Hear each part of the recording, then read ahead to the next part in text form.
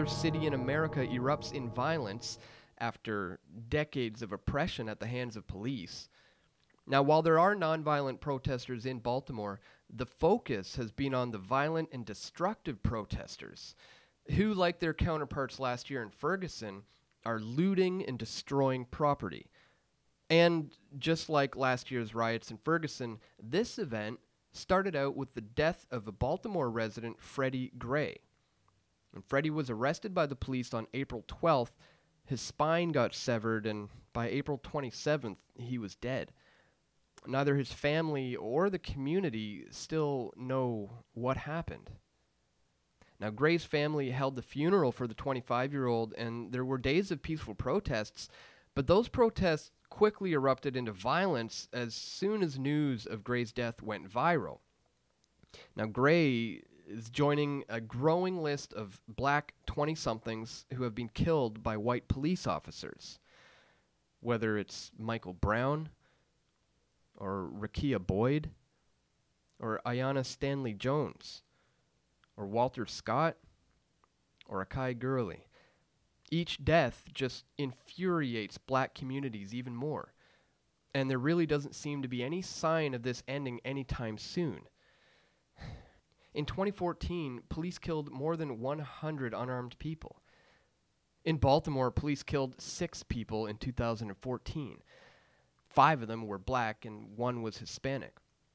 Now, statistically, depending on the city, black men have a higher chance of being killed by police than anyone else. But how much of this is orchestrated? You know, with influential natives of Baltimore denouncing the violent protesters and asking them to stop, it's clear that those who are doing the looting and the destruction, they don't care about Gray's death. Another black kid murdered by a white cop just serves them as justification to vandalize and loot, not to make a broader statement about tyranny and authoritarianism in America.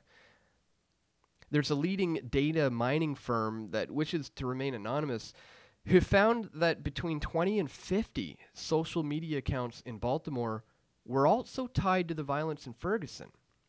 Now, this leads some to believe that professional protesters, or the European left-wing style definition of anarchists, are taking advantage of Gray's death to incite violence. But of course, not all of this is just doom and gloom. There are people who have been cleaning up the mess and helping one another rebuild their communities. And of course, one has to wonder, what did all this violence accomplish? Gray is still dead, his perpetrators are still at large, and none of the fundamental problems with police brutality and militarization have been addressed at all.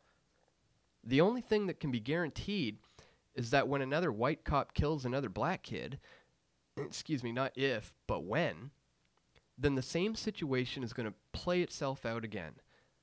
And instead of getting to core issues, the corporate state media is going to report on the violent protesters and will just completely ignore the militarization of the police. You know, it's really the classic problem, reaction, solution tactic that's being played out right before our very eyes. Just like in Ferguson, now in Baltimore, and coming soon to a city near you. You know, we've all known that the social breakdown of the United States has been a long time coming.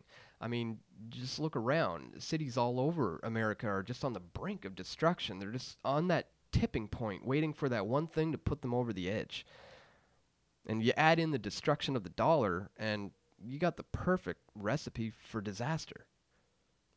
The problem is unaccountable violent cops who are often white shooting unarmed black people under the age of 30.